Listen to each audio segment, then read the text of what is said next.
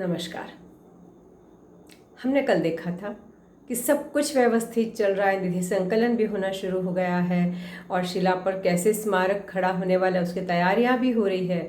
और इतने में दो समस्याओं की बात थी। उसमें से एक समस्या तो ऐसी आ गई थी कि जैसे कि एकनाथ जी ने शुरू से ही सोच लिया था कि जब यह मंडपम तैयार होगा, विवेकानंद मंडपम, उसी समय उस स्मारक पर जो श्रीपादम है, जो जगत जननी के पैर की प्रतिकृति बनी है, जहाँ उसने तप किया है, उस पर भी मंडप तो बनेगा ही।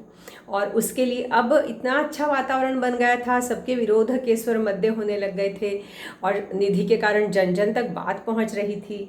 तो शासन को सिर्फ एक औपचारिकतावश पूरा व्यवस्थित योजना देके उस मंडप के लिए, श्रीपाद मंडप के लिए और स्वीकृति लानी थी। वह आवेदन भी गया जिला स्तर पर और राज्य स्तर पर और अन्य विभागों में, सब पे स्वीकृति भी हो गई।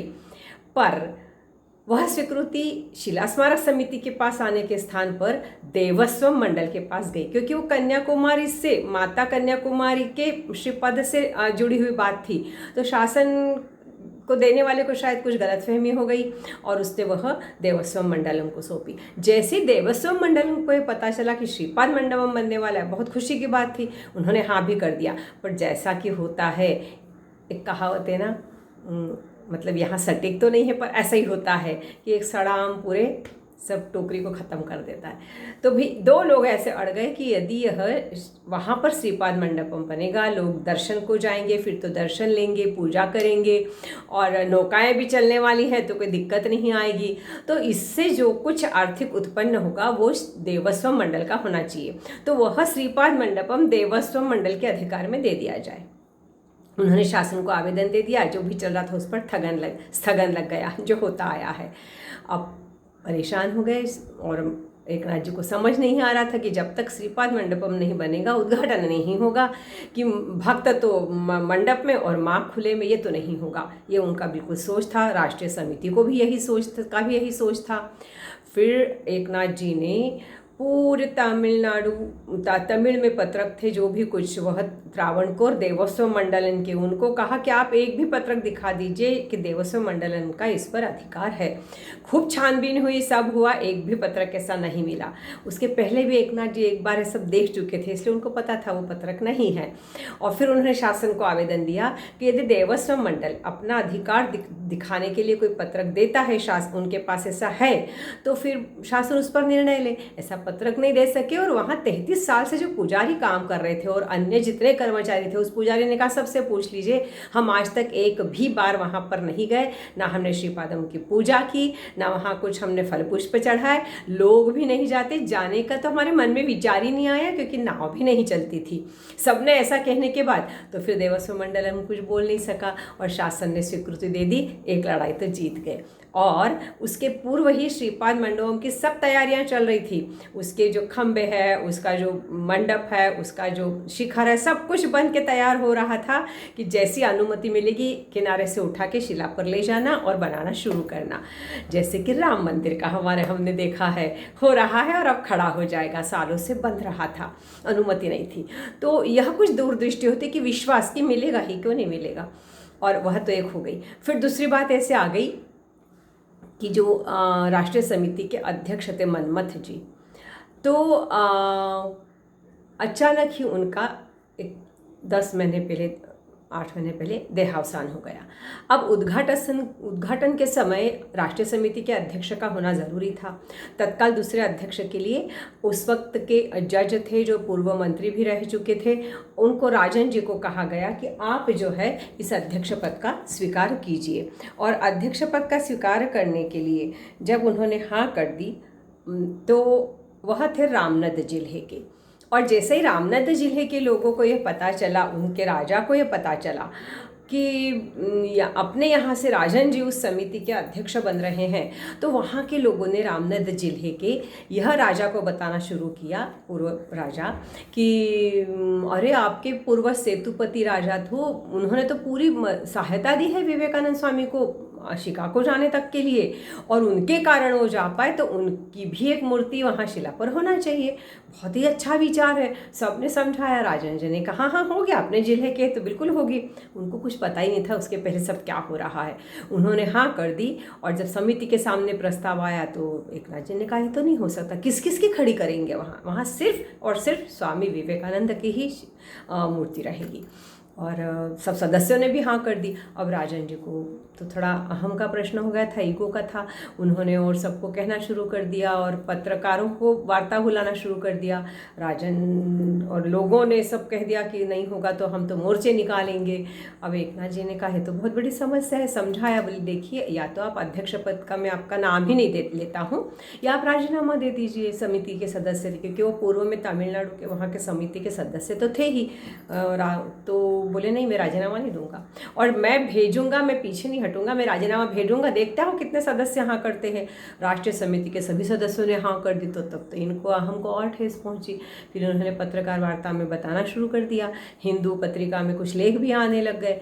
फिर एकनाथ जी ने सब पत्रकारों को बुलाकर समझाया कि यह मुद्दा बिल्कुल मत उठाइएगा, क्योंकि यह शिला स्मारक, यह शिला, यह तपोस्थली विवेकानंद स्वामी की है। ये उन्हीं के लिए हमने स्मारक खड़ा करने की बात सोची है। तो आप उद्घाटन की ही सिर्फ बात कीजिएगा, राष्ट्रपति से करेंगे या किसी से करेंगे, किसी पत्रकार की चर्चा होगी तो उद्घाटन की होगी, यहाँ और किसी की मूर्ति की स्थापना की कोई चर्चा नहीं आएगी। बाकी सब मैं देख लूँगा, कोई मोर्चे नहीं होंगे, कुछ नहीं होगा। और वो नहीं हुआ। आश्चर्य की बात कि एकनाथ जी ने इतने व्यवस्थित रीति से इस सब चीज़ को संभाला कि ना तो किसी राज्य में इसकी खबर गई, ना विद्यार्थी मोर्चा लाने वाले इसकी कोई बहुत बड़ी कोई न्यूज़ बनी। न्यूज़ चैनल भी ऐसे नहीं थे न्यूज़ बनाने के लिए दौड़ने वाले। और एकनाथ जी की स्ट्रैटेजीज भी बहुत सही थी। किसी प्रकार की ऐसी प्रसिद्धि नहीं चाहते थे, तो पीछे रहकर काम होना चाहिए, ये एक बात थी। और वह काम कैसे होता है वो दिखा रहे थे। तो दोनों ही इन समस्याओं को उन्होंने बहुत सही ढंग से सुलझाया। आसानी से तो नहीं कहूँगी, पर स्ट्रैटेजिकली बड़ा विचार करते हुए और उसमें से मार्ग निकालते हुए, और यह हो गया कि अब कोई दिक्कतें नहीं आएंगी और अब उद्घाटन होना है, तय समय पे होगा। और 1968 दिसंबर में ये श्रीपाद मंडप का काम सुलझा। 70 में उद्घाटन होना था। 1900 दिसंबर मतलब क्या, 68 मतलब 69 लग ही गया था। एक साल का जैसे तैसे समय मिलने वाला था। दिसंबर 68 में अनुमति मिल गई श्रीपाद मंडपम की। उसके बाद काम आगे बढ़ा, थोड़ा शिला विवेकानंद मंडप का भी बचा हुआ था। बीच में ये पूरी दौड़ धूप चल ही रही थी। राजन जी का भी किस्सा उठ गया था, और फिर अंततः राजन जी का ऐसा कुछ होगा ये समझते हुए, और एकनाथ जी ने सिन्हा करके जो बैरिस्टर थे उनसे, कलकत्ता उच्च न्यायालय के जो न्यायमूर्ति थे सिन्हा, उनसे बात करके रखी थी कि यदि ऐसा मौका आता है और राजन जी को हमें मना करना पड़ता है तो आप तत्काल हाँ करेंगे। तो उन्होंने भी सोच कर कहा कि हाँ करूँगा। इतने अच्छे काम के लिए कोई भी अड़चन नहीं आना चाहिए, दिक्कतें नहीं आना चाहिए। और वो सब कुछ सेट करना, देखिए कितनी दौड़ धूप थी ये। और इसको मनाना, उसको मनाना, उसको अपनी बात रखना, वो भी कम समय में, कम इसमें रखना, और वो सब करके। और चूँकि प्रवास एकनाथ जी करते थे, समिति जो है उनको सिर्फ मशवरा करना ये बात थी, और बाकी निधि के लिए भी जो चर्चाएँ थी या वहाँ रहकर जो करना अपने अपने जगह पे वो सब कर ही रहे थे। पर मुख्यतः दौड़ धूप सब इनकी ज़्यादा चल रही थी ना, मतलब ये मान के चलिए कि 90% काम सब दौड़ धूप का अकेले एकनाथ जी का था। और सबको मनाना, समझाना, उनके सामने विचार रखना, ये सब एकनाथ जी कर रहे थे। यह करते करते अब बात सब कुछ हो गई थी। अब बात आ गई थी, इसके पहले ही मतलब बात पहले ही आ गई थी कि आखिर उस शिला पर स्वामी जी किस रूप में होंगे। और सब ने कह दिया था कि स्वामी जी को हम ध्यानस्थ मुद्रा में, क्योंकि सब को वही परिचय था स्वामी जी का। और उस शिला पे तप किया था, 3 दिन 3 रात बैठे थे, ध्यान मग्न बैठे थे। तो बोले ध्यान मुद्रा में होंगे स्वामी जी, और तो क्या। तो एकनाथ जी ने एक तो इतनी बड़ी मूर्ति बनाना और वो ध्यान मुद्रा में बनाना, तो एकनाथ जी को कुछ उनके मन के जो विचार थे और उनके सामने भविष्य की जो योजना थी और जो बहुत बड़ा काम उनके मन में था, उसके लिए ध्यान मुद्रा के स्वामी जी तो नहीं चाहिए थे उनको। तो उन्होंने अपने मन की बात सबको बताई। बोले देखिए, ध्यान मुद्रा में यहाँ स्वामी बैठे ज़रूर थे, पर जब वह ध्यान मग्न पहली बार हुए थे रामकृष्ण परमहंस के सिर्फ उनके मस्तिष्क पे हस्तस्पर्श से उनको जो अनुभूति हुई थी वो तो उसी में रमना चाह रहे थे। तब उनके गुरु ने उनको बोला था कि तुम्हारा जीवन यह स्वयं के मोक्ष के लिए नहीं है, उद्धार के लिए नहीं है। तुम्हें तो देश बांधवों के लिए काम करना है, तुम्हें तो अपनी जगत जननी के लिए काम करना है। तो क्या काम करूं इस चिंता में यहाँ कर उन्होंने तप किया।